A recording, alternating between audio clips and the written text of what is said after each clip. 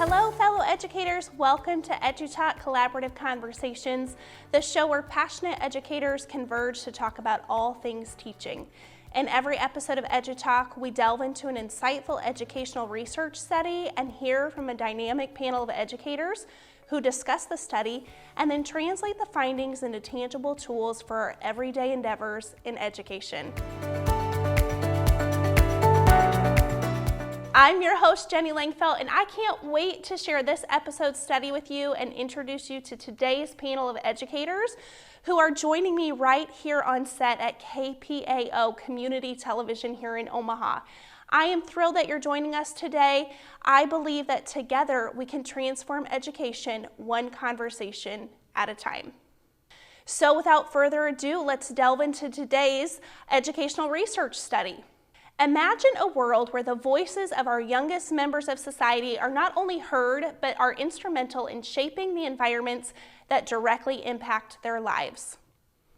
This is the vision set forth by the United Nations Convention on the Rights of the Child, adopted in 1989. Embedded in this treaty is the idea that children, regardless of their age, have the right to express their views freely on all matters affecting them. The UNCRC challenges global societies to recognize children not as silent spectators in the unfolding drama of life, but as active participants with a stake in their narrative. By fostering an environment where children's opinions are valued and considered, we lay the groundwork for a culture of respect, empathy, and collaborative problem solving, essential qualities for the stewards of tomorrow's world. Student councils are often praised as essential for teaching democracy and involving students in school decisions. Yet many question how effective and genuine they really are. Usually these councils are made up of student leaders chosen by other students to bring up issues and suggest changes.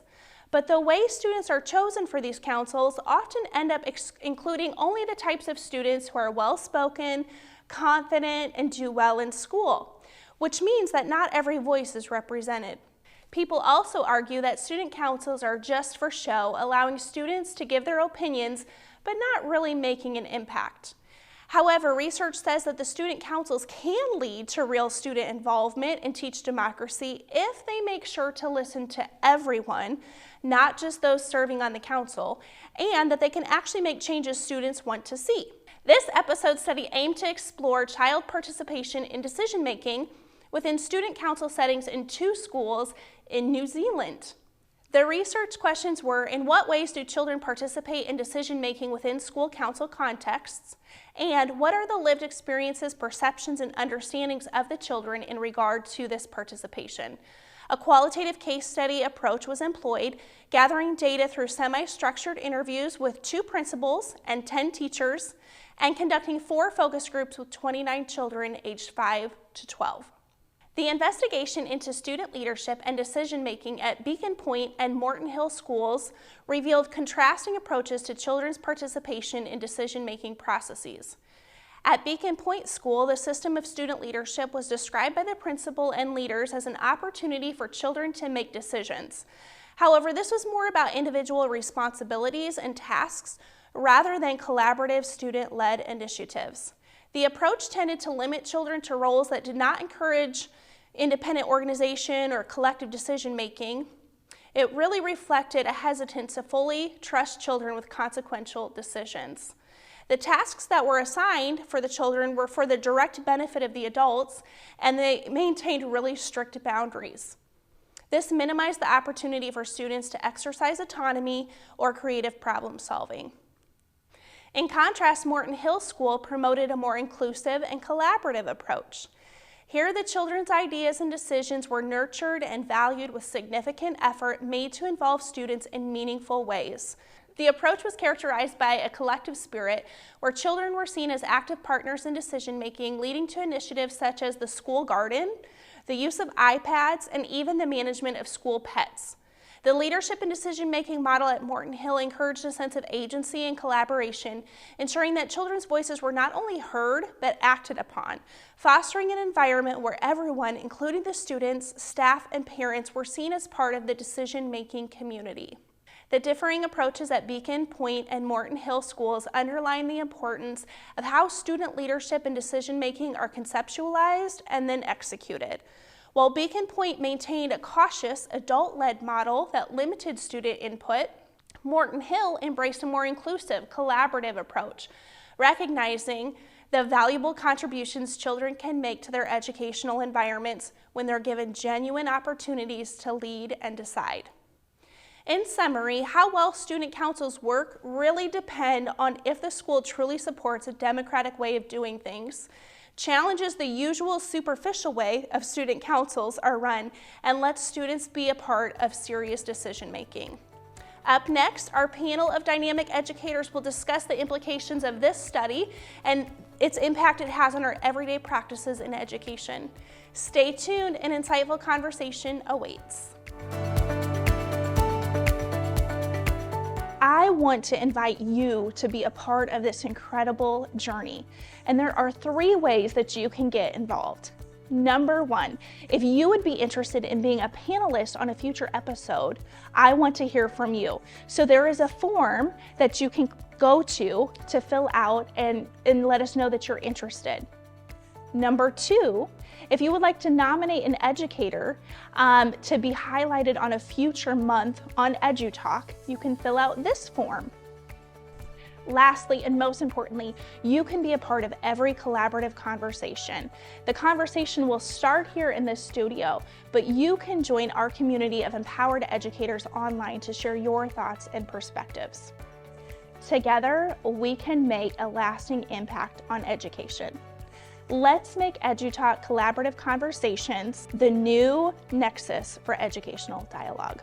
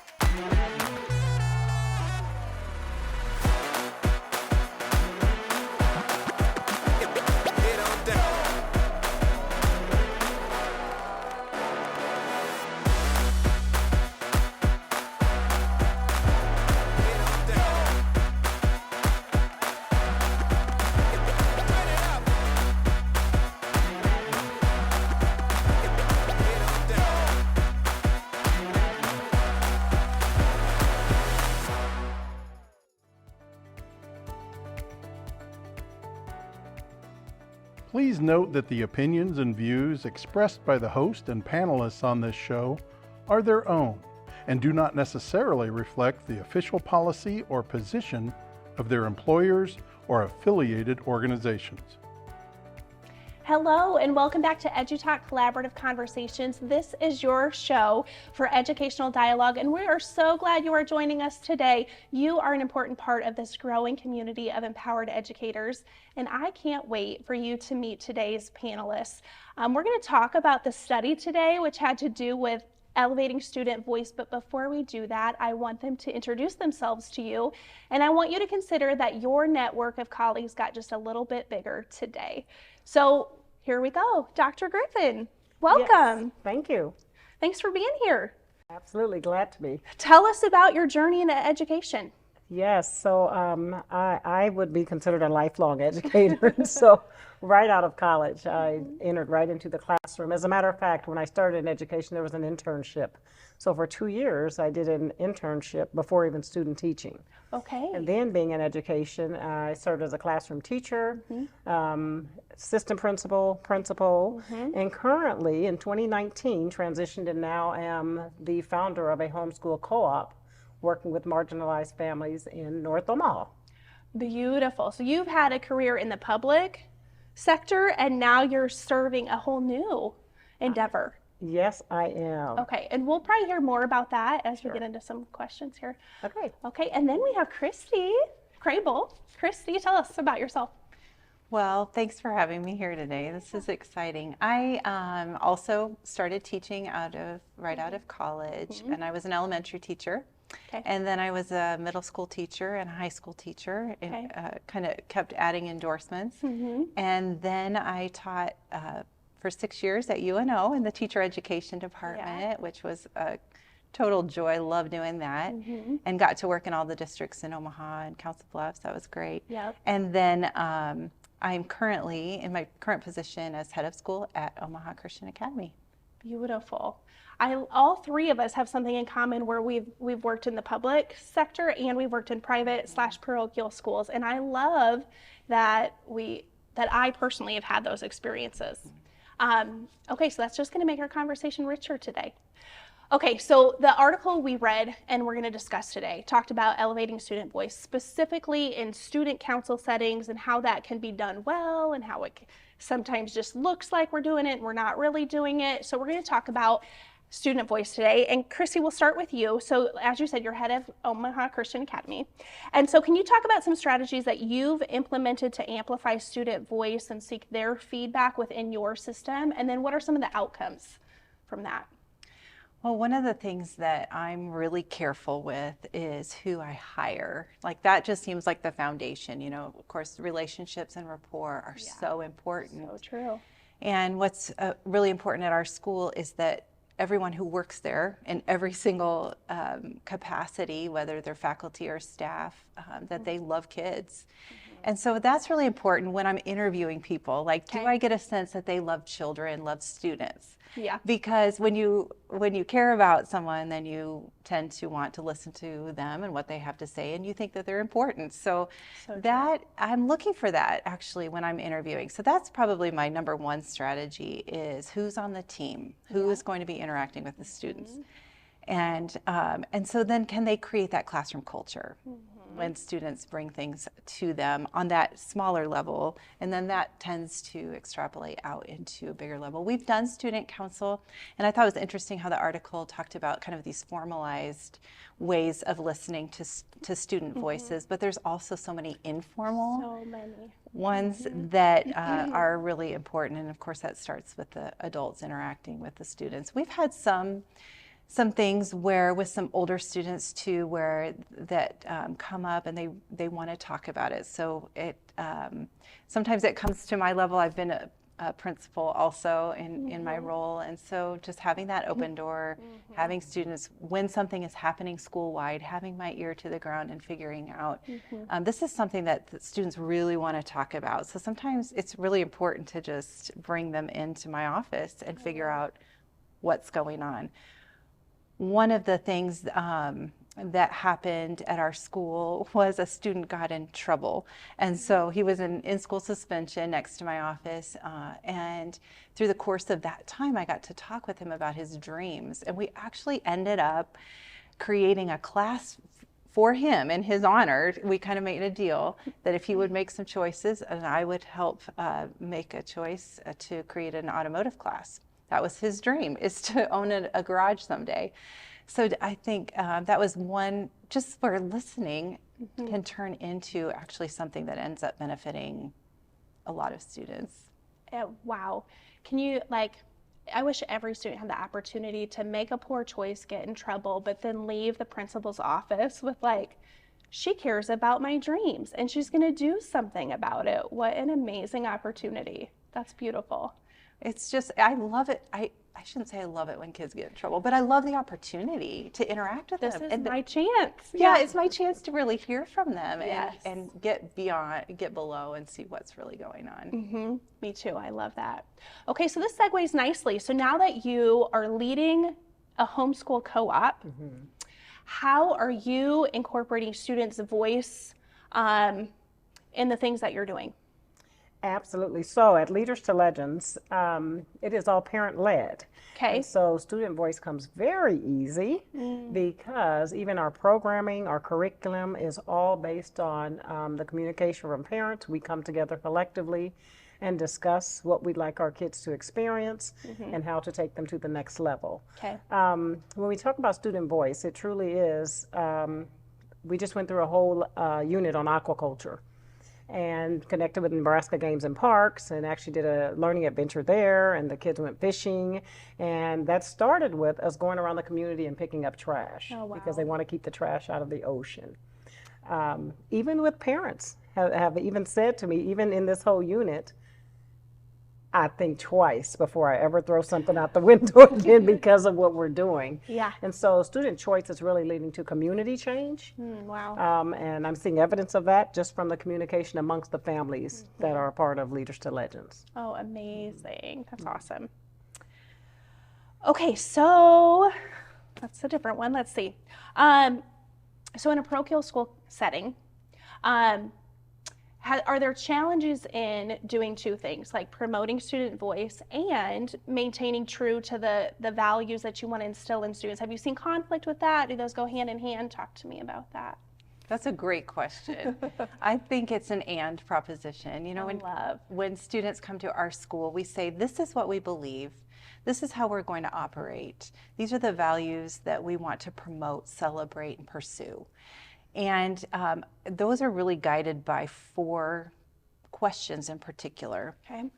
And that is, what is broken that we can fix? What is good that we can cultivate? What's missing that we can create? And what is evil that we can curb?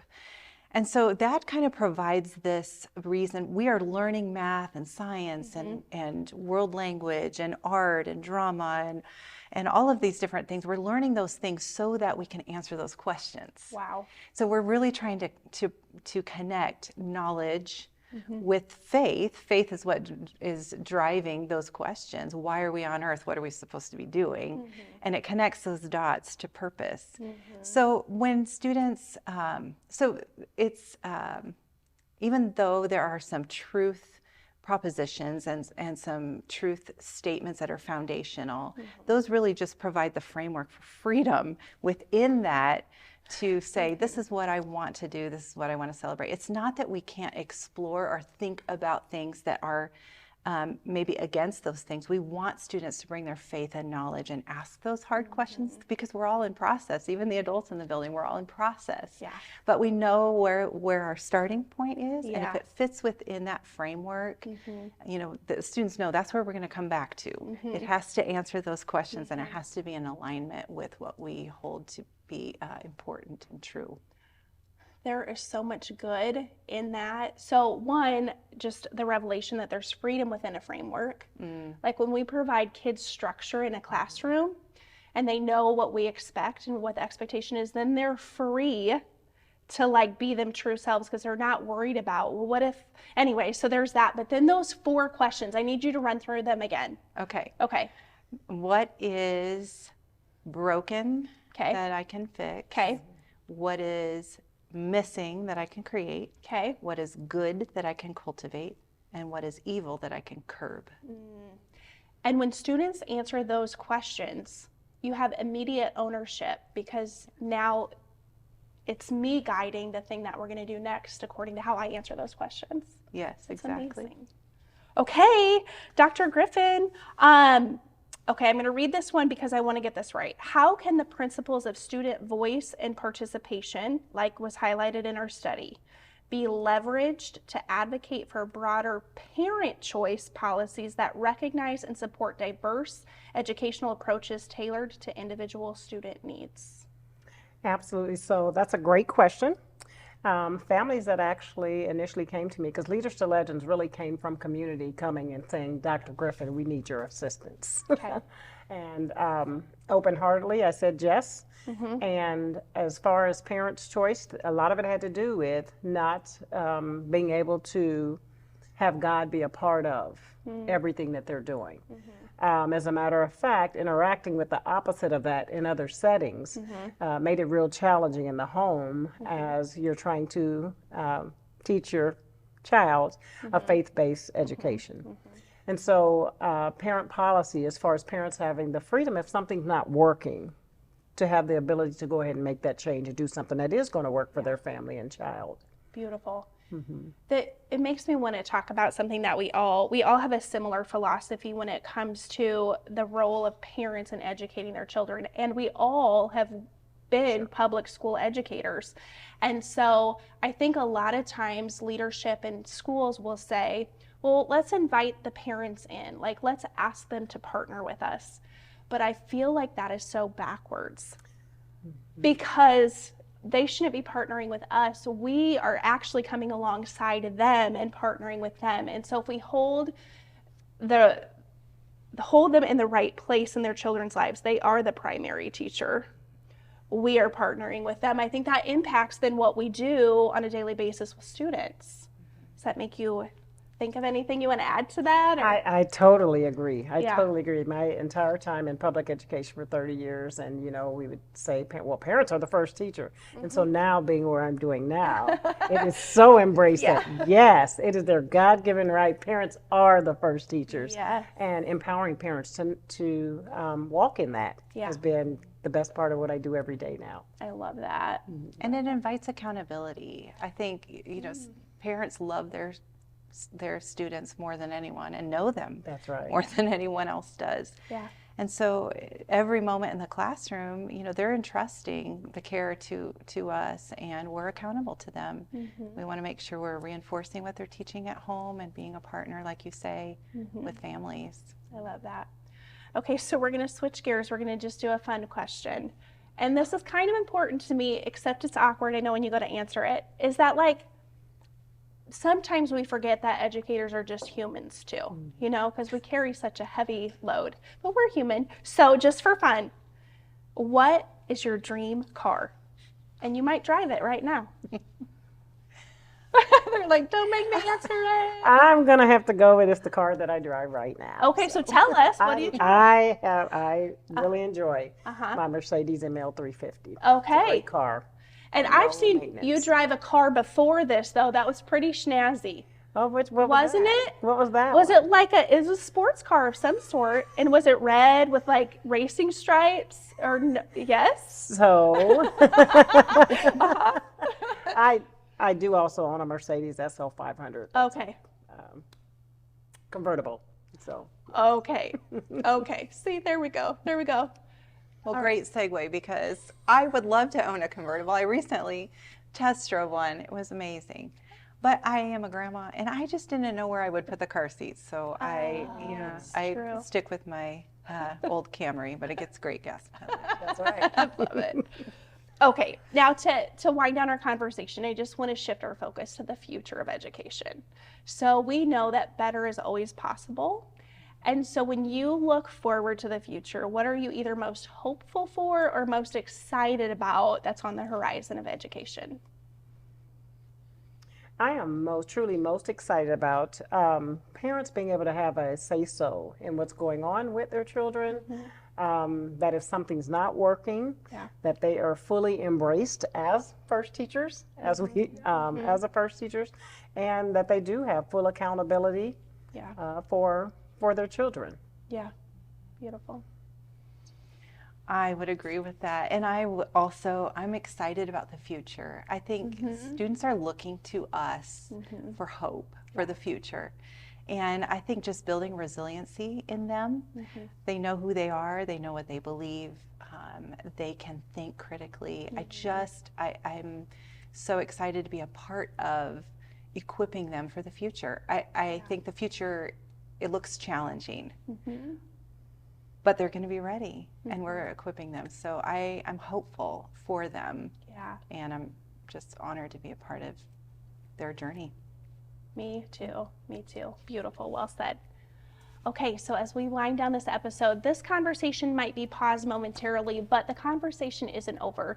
We want this conversation to spread and grow, and you can be a part of it. So you can just type your comments in the box on YouTube, or we have an online platform that we would love you to join, and we can have dialogue there. Also, I hope that as you've listened today, it sparked something and you now want to go take this conversation to a colleague that you have nearby. And we're always looking for panelists for future educators. So if you're a passionate educator, I would love to have a conversation with you right here on this set at KPAO. So come find me and let me know. And then lastly, one initiative that we are really excited about here at EduTalk is we want to highlight the heroes of education. There are so many educators out there doing great things, and we want to celebrate that here on this show. So if you know of an educator, you can nominate them to be recognized here on EduTalk. Thank you so much for joining us. Until next time, we'll see you later.